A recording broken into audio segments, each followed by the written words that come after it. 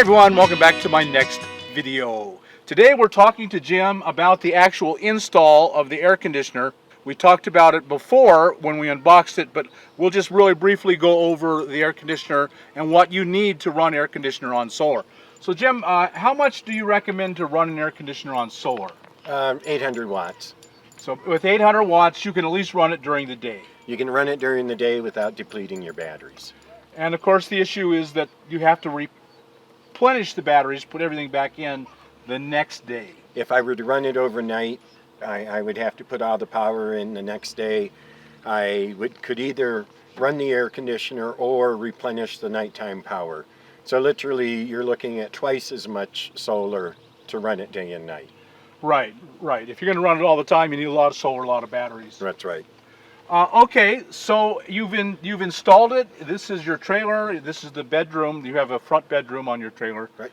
Give us an idea of the install that you've done. Basically, I took the screen out of the window. This is cut to fit, slightly larger than the screen. The board sits up against this framework here, and basically right now the air conditioner is pulling back on the board, keeping it in position. The board is keeping the air conditioner from falling out. Right, so it's just so back weighted that it wants to tilt backwards and it's up against it and you can't fall out. Right, and next I'll put in a locking system to make sure it doesn't come out, somebody doesn't remove it on me or something like that. But right now it's just pressure fit in, and I still have to add foam around the edges to seal it up. Right, and we should mention that this is an emergency exit window. That's right. And every RV comes with one, or it should. Yep. And so you've just opened the window. I just opened the window and I have it hung up here out of the way so that it's not in the airflow of the air conditioner and it's not scraping the window. Now, air conditioners create heat and they create excess moisture. Is that a problem?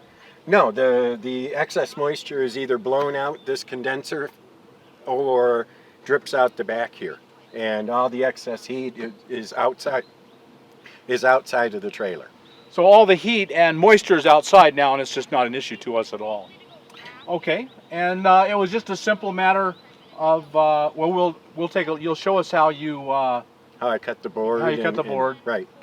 With this kind of a setup, it's really easy. With a van, say you're going to put it in the back window, that gets a lot more complicated. But it's really still pretty simple. There's always a way. There's a way to do it, yes. Yeah, when you really want something bad enough, there's a way. Yeah. And sitting in 100-degree heat, you'll find a way to have air conditioning. Right. Now, you don't leave it in here. You take it in and out after every use. I mean, every time you move. Every time I move. Right. I don't take it in and out after every use. That'd be a real pain. But between times, I can't go down the road with it like this. Right. You don't want to hang out. It's not really all that well secured. No. No, it'd be on the highway someplace, and I'd be in trouble. Right. Yes. No. So, so right now it's not. It's just gravity. Can you show us how you take it out? Sure. So, I just he's heavy. Lift it. Well, you'd think it'd go smoother. That's why I need to put a handle. There it goes.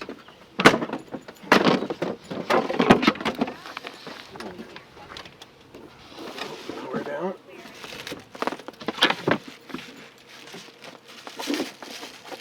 We'll just set it here on the table. Yes. I think your original idea of having a table there ready to go was a good one.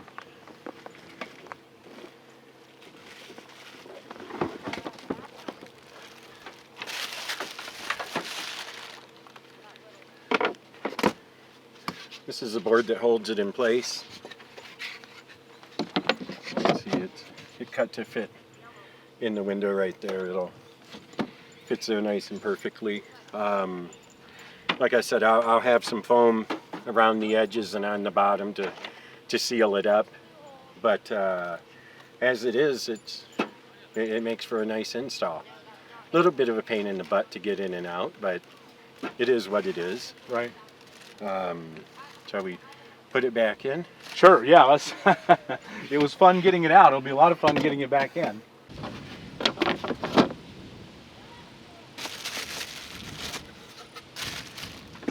hopefully he'll edit most of this out and make it look really easy.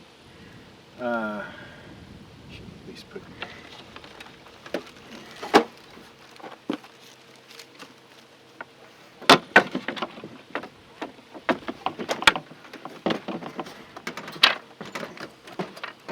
Come on.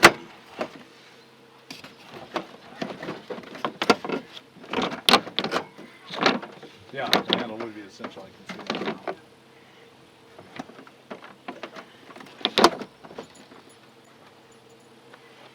So here we are inside. Jim, show us how you've mounted this on the inside. Okay, so this is a board that I cut out. As I showed you, it's cut out to fit where the screen used to fit.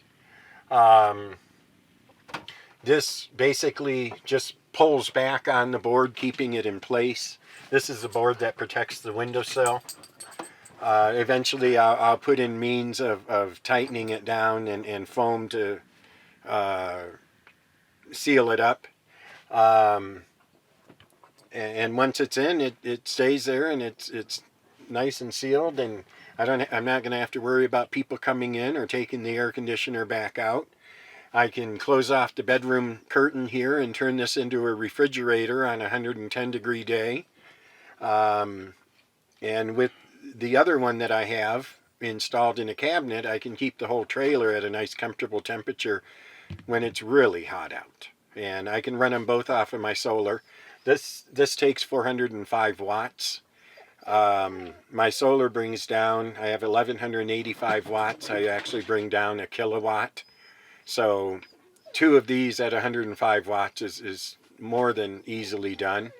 I'm going to show all the details on the Solar Boondocker channel. So your channel is Solar Boondocker. That's where everyone can go for a lot more details. A lot more details, the full install. And you've got it hooked up to solar now, right? So go ahead and turn it on. It's hooked up to the inverter that's hooked up to the house.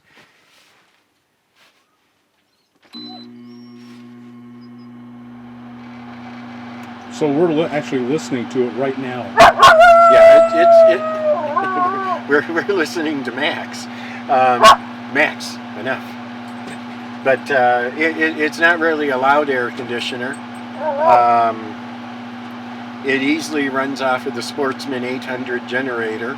It runs off of my solar. It's actually a nice little generator, or a nice little air conditioner.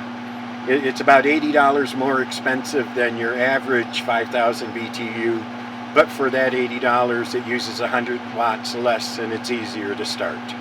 Right, starting it's always a big deal. That's the problem a lot of people have trying to run them off of a 1,000-watt generator. It's actually an 800-watt generator, and the surge gets to it. Okay, why don't you show us where you've installed the other one? Okay, so this is the other one that I have. This is permanently installed in the cabinet that used to hold my microwave. I can run it. I can pull off the road anywhere and turn this on. I can stop, throw Max in the trailer, turn it on, and run into a store and know that he's going to stay nice and cool. I can run both this one and the one that's up in the front bedroom on 110-degree days and know that the trailer is going to stay very comfortable. Actually, this one alone will keep it down into the 80s when it's over 100. Both of them together should easily keep me nice and cool in here. Very much. Actually, I don't have this one plugged in to turn it on. Okay. Well, I can...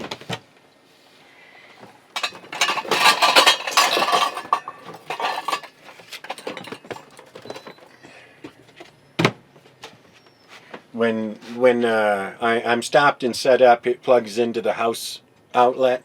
When I'm on the road, I plug it into an extension cord that plugs it into the power strip on the inverter. I can actually run this going down the road. So...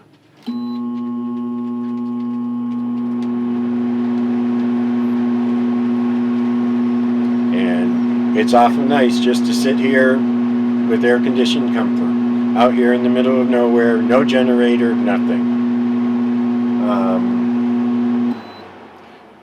Both of these are remote control, so if I was really being conservative and a cloud went over, I can kick them over to fan until the cloud passes. Generally, I just don't care. The solar's going to keep up with the output anyway, so it'll be fine. And again, this one, I'll show you how I've done the install and finish up the trim work and things like that. It really is nice having an air conditioner. Very much, yeah. And the one that used to be here was way too much power. Right, yes, way too much. And power hog too, yeah. Yeah, and really wasn't all that efficient. Right. 13,000 BTU, and it just didn't feel like it was doing much. Right. Okay, well, folks, there you have it. It's not that hard. I mean, it's a little complicated, and this one is only partially finished. Once he puts the handle on and plays around with it a little bit, it'll go a little smoother. But it's entirely doable. If you have an RV, you have an emergency opening window, it's very simple. On a van, it's a little more complicated. I'll have a video where we show you an installed fantastic fan in the back window. It's exactly the same thing. You just cut a different size hole for the air conditioner. But it's exactly the same principle, and you'll see that in that video. And so you can also, if you have a wall between the cab and the back, a lot of cargo vans come with them, you can actually mount it in that wall of the door of the cargo van. That's the divider cage, and that works really well because then the heat stays up front, and you put something on the floor to catch the dripping, and that's a really good way to do it. You can also put them on a van, put them in the window, build a support on the seat. Say you put it through the passenger window, then it just sets on the windowsill, and you build a box, you build a plywood frame like this all around it.